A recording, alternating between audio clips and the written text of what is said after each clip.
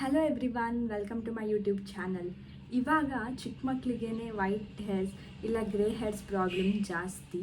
So ಹಾಗಾಗಿ ನಾನು ಇವತ್ತಿನ ವಿಡಿಯೋದಲ್ಲಿ ಮೆಹಂದಿ ಹೇಗೆ ಅಪ್ಲೈ ಮಾಡೋದು, ಯಾವ್ಯಾವ ಸ್ಟೆಪ್ಸ್ ನೀವು ಫಾಲೋ ಮಾಡಬೇಕು ಅನ್ನೋದನ್ನ ತೋರಿಸ್ಕೊಡ್ತೀನಿ. ಅದಕ್ಕೂ ಮುಂಚೆ ನೀವು ನನ್ನ ಚಾನಲ್ನ ಸಬ್ಸ್ಕ್ರೈಬ್ ಮಾಡಿಲ್ಲ ಅಂದರೆ please subscribe to my channel, like, share and comment. ಕೆಲವೊಬ್ಬರು ವಾರಕ್ಕೊಂದ್ಸಲಿ ಮೆಹಂದಿ ಹಾಕೊಂಡ್ರೂ ಅವರಿಗೆ ವೈಟ್ ಹೇರ್ಸ್ ಇಲ್ಲ ಗ್ರೇ ಹೇರ್ಸ್ ಪ್ರಾಬ್ಲಮ್ ಸಾಲ್ವ್ ಆಗ್ತಿರಲ್ಲ. ಸೊ ಹಾಗಾಗಿ ನಾವು ಮೆಹಂದಿ ಹಚ್ಕೊಳ್ಳೋದಕ್ಕೆ ಕೆಲವೊಂದು ಸ್ಟೆಪ್ಸ್ನ ಫಾಲೋ ಮಾಡಬೇಕು. ಈ ಥರ ಸ್ಟೆಪ್ಸ್ನ ನಾವು ಫಾಲೋ ಮಾಡಿದ್ರೆ ಅಷ್ಟೇ ನಮ್ಮ ಗ್ರೇ ಹೇರ್ಸ್ ಇಲ್ಲ ವೈಟ್ ಹೇರ್ಸ್ಗೆ ನಾವು ಮೆಹಂದಿ ಹಚ್ತಿರೋದು ಎಫೆಕ್ಟಿವ್ ಆಗಿ ಕೆಲಸ ಮಾಡೋದು. ಸೊ ಹಾಗಾಗಿ ಇವತ್ತು ನಾನು ನಿಮಗೆ ತೋರಿಸೋ ಸ್ಟೆಪ್ಸ್ನ ಒಂದೊಂದಾಗಿ ನೀಟಾಗಿ ನೋಟ್ ಮಾಡ್ಕೊಳ್ಳಿ. ಯಾವ ಸ್ಟೆಪ್ನು ಮಿಸ್ ಮಾಡಬೇಡಿ. ಮೊದಲಿಗೆ ನಾವು ಮೆಹಂದಿನ ಯಾವಾಗೂ ಐರನ್ ಬೌಲ್ನಲ್ಲೇ ಕಳಿಸ್ಬೇಕು. ನಾನು ಈ ಥರ ಐರನ್ ಬೌಲ್ನ ಆರ್ಡರ್ ಮಾಡಿದ್ದೆ ಆನ್ಲೈನಲ್ಲಿ. ನಿಮಗೂ ಬೇಕಂದರೆ ನನಗೆ ಕಮೆಂಟ್ ಮಾಡಿ ಲಿಂಕ್ ಅಂತ, ನಾನು ನಿಮಗೆ ಲಿಂಕ್ ಶೇರ್ ಮಾಡ್ತೀನಿ. ಈ ಥರ ಐರನ್ ಬೌಲಲ್ಲಿ ಮೆಹಂದಿ ಕಳಿಸಿದ್ರೆ ಅದು ತುಂಬ ಚೆನ್ನಾಗಿ ಕಲರ್ ಕೊಡುತ್ತೆ.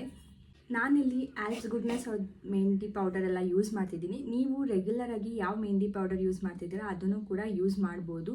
ನಾನು ಇದ್ರ ರಿವ್ಯೂಸ್ ಎಲ್ಲ ಚೆನ್ನಾಗಿದೆ ಅಂತ ಹೇಳಿ ಆರ್ಡರ್ ಮಾಡಿದ್ದೀನಿ. ನಿಮಗೂ ಇದೇ ಪೌಡರ್ಸ್ ಬೇಕಂದರೆ ನನಗೆ ಕಮೆಂಟಲ್ಲಿ ಲಿಂಕ್ ಅಂತ ಮೆಸೇಜ್ ಮಾಡಿ.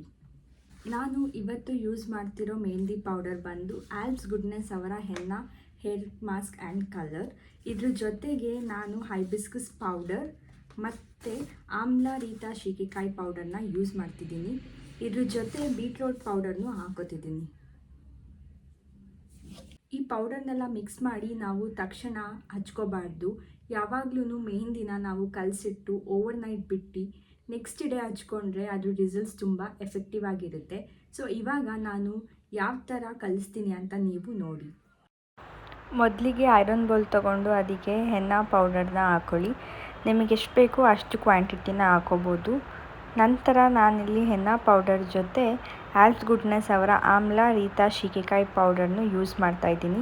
ಇದರಿಂದ ಹೇರ್ ಗ್ರೋತ್ ಆಗೋದಕ್ಕೆ ತುಂಬ ಹೆಲ್ಪ್ ಆಗುತ್ತೆ. ಇದ್ರ ಜೊತೆಗೆ ನೆಕ್ಸ್ಟ್ ಹೈಬಿಸ್ಕಸ್ ಪೌಡರ್ ಹಾಕ್ಕೊಡಿ. ಹೆನ್ನಾ ಪೌಡರ್ ಕ್ವಾಂಟಿಟಿ ಜಾಸ್ತಿ ಇರಲಿ, ಬೇರೆ ಎಲ್ಲ ಪೌಡರ್ದು ಕ್ವಾಂಟಿಟಿ ರೇಷಿಯೋ ಕಮ್ಮಿ ಇಟ್ಕೊಳ್ಳಿ.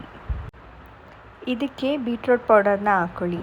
ಇದು ಕಲರಿಂಗಿಗೂ ಹೆಲ್ಪ್ ಮಾಡುತ್ತೆ ಮತ್ತು ಹೇರ್ ಗ್ರೋತ್ಗೂ ಕೂಡ ಹೆಲ್ಪ್ ಮಾಡುತ್ತೆ.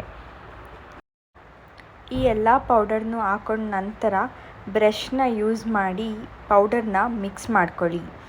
ಕೈನ ಯೂಸ್ ಮಾಡಬೇಡಿ, ಯಾಕಂದರೆ ಕೈಗೆ ಕಲರ್ ಆಗುತ್ತೆ.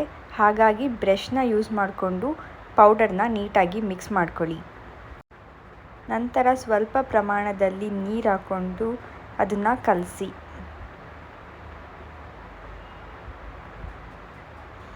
ಒಂದೇ ಸಾರಿ ತುಂಬ ನೀರನ್ನು ಹಾಕೋಬೇಡಿ. ನಿಧಾನಕ್ಕೆ ಸ್ವಲ್ಪ ನೀರು ಹಾಕ್ಕೊಂಡು ಕಲಸಿ, ನಂತರ ನೀರು ಹಾಕ್ಕೊಂಡು ಮತ್ತೆ ಕಲಸಿ. ಈ ಥರ ಮಾಡೋದ್ರಿಂದ ಗಂಟಾಗಲ್ಲ.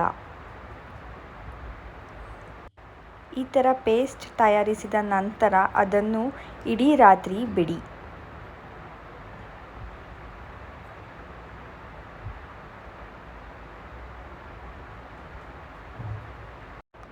ನೆಕ್ಸ್ಟ್ ಡೇ ಪೇಸ್ಟ್ ಸ್ವಲ್ಪ ಕಲರ್ ಚೇಂಜ್ ಆಗಿರುತ್ತೆ.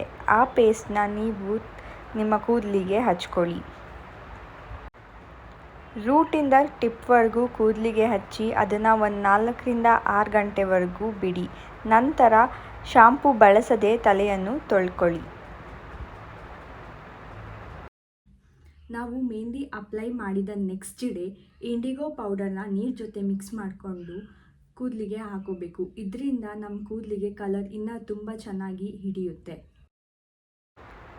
ಇದಕ್ಕೆ ಒಂದು ಪ್ಲಾಸ್ಟಿಕ್ ಬೌಲ್ ತಗೊಳ್ಳಿ.